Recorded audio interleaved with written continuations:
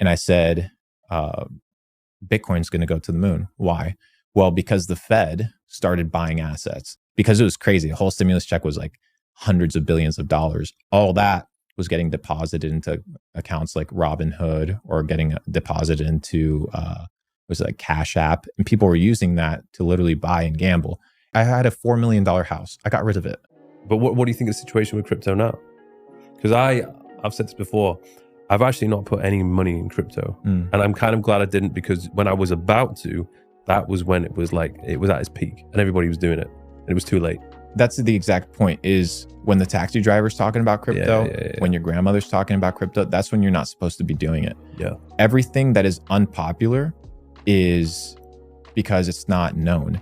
And how the markets tend to work is the people that are intelligent, the VCs, the market makers, the hedge funds, the people that actually have money that move the markets, they establish their layers, they establish their market buys, their orders, they build out their portfolios, and then they go to the news anchors, and then they go to the publishers, they go to Forbes, they go to CNBC, and they're like, okay, run this article, run this publishing, because they direct what? Liquidity. So they're the ones that conduct liquidity to drive up the price, and then they exit on that liquidity.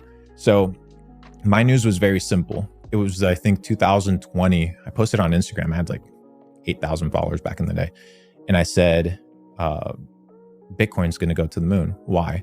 Well, because the Fed started buying assets. So that basically means the Federal Reserve started buying into the market. So they printed money, started dumping into the market. They're driving liquidity. So at that point, everybody that's already positioned is positioned. They use the government, right? And this idea of COVID relief money to drive up the market, print money out of thin air, use that liquidity to boost every single market. You talk the stock market, you can talk crypto, you can talk real estate, everything went through the roof. And everybody that wasn't informed and wasn't positioned, they ended up being the exit liquidity. So the cycle is very simple and it repeats itself time and time again. It's everybody gets positioned early, the ones that understand. There's some sort of liquidity surge, whether it was the Fed printing new money or some sort of great news about market conditions. They run news to bring the newbies in, right? Use their paychecks or their COVID relief money, their check, whatever it is, their stimulus check, because it was crazy. The whole stimulus check was like hundreds of billions of dollars. All that was getting deposited into accounts like Robinhood or getting deposited into, was it like Cash App? And people were using that to literally buy and gamble. And at that liquidity exit, most of the big players were out of the game. And once the Fed said, we're stopping, we're no longer buying assets, it was literally at the top. You can price chart the bottom of Bitcoin. People are like, oh, it's the bull run. No. I was talking to the head of the Central Bank of Albania. He said, if you correlate the price of Bitcoin or of any market and you correlate it with what I would call the policy of the Fed, it matches the movement of the market. So people think that crypto is its own individual asset class, Bitcoin halving, whatever, and those things are valid, but simultaneously it's driven by not just market demand, but by people that move the markets. And retail does not move markets. Retail is the exit liquidity. So good thing you didn't get out or like get in the first place. But that doesn't mean that there's not going to be another cycle. So yeah, what do you think the future holds for it? So, Bitcoin's a little bit of a crazy situation right now.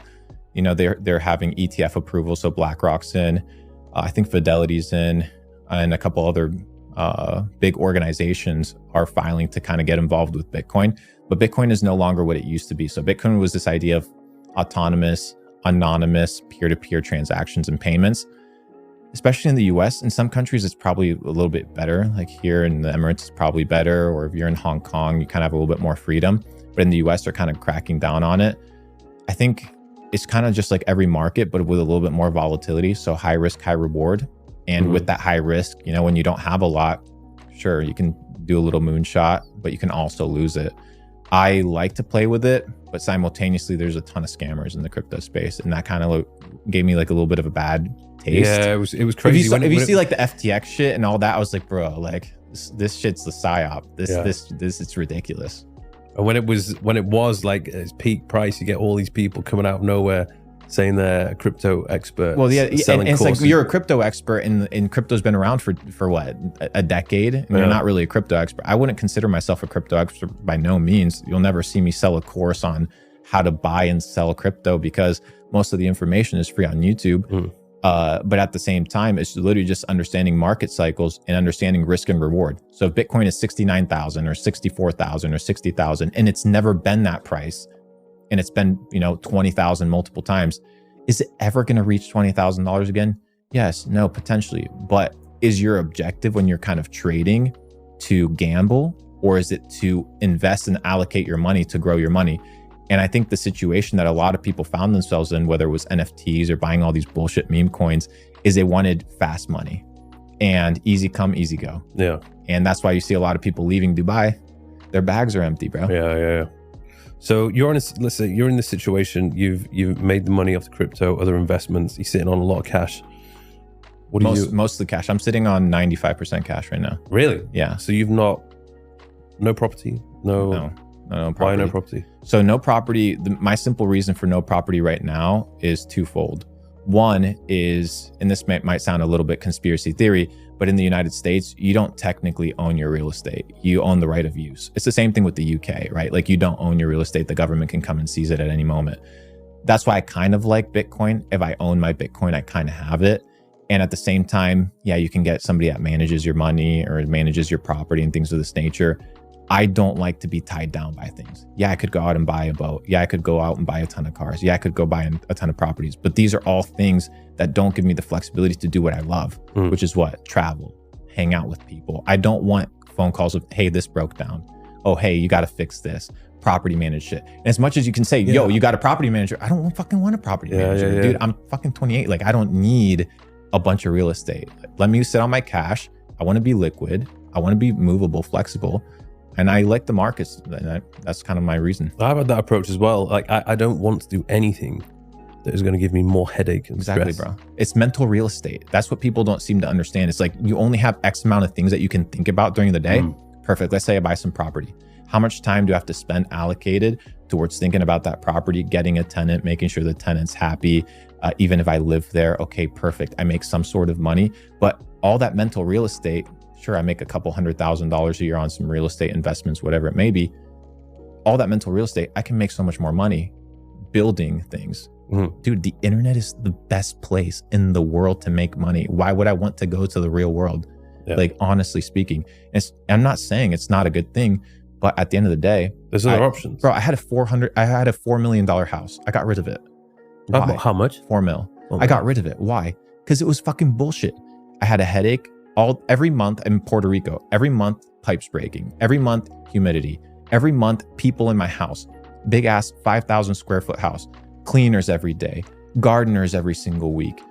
People in and out of my house. Dude, I'm like, it's not even my house. I'm living in a hotel room and I have like people that I don't even know coming in and leaving out of my house all day long. I'm like, dude, I don't like this. Let me get my own crib, chill.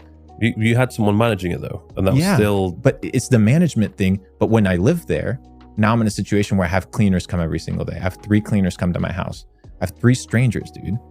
Now I have people, my pool guy, my gardener. I don't want people there. So it's kind of like a situation where, yeah, you want people managing certain aspects of your life, but at the same time, like I like my privacy. Because I asked you, why don't you take your video guys everywhere you go? Because you can. Because I kind of want to do my own thing sometimes. I want to just go dark. I don't want people snooping over my house, making sure, like, oh, what's this guy doing? I don't care about that. When shit I have right the cleaners come to mind, I'm just like, get the fuck out, please. That's the whole thing. It's like, I don't have my privacy. And some people may be like, oh, well, it's not a good investment. But most of you guys aren't rich. Like the people that are commenting, the people that say stuff, it's like, oh, this is a liability. This is an asset. At the end of the day, people said the dollar was going to zero, right? The dollar was going to crash. But at the end of the day, the dollar was kind of the safest investment to be in the last 2 years. So I like to be liquid. I like to be flexible.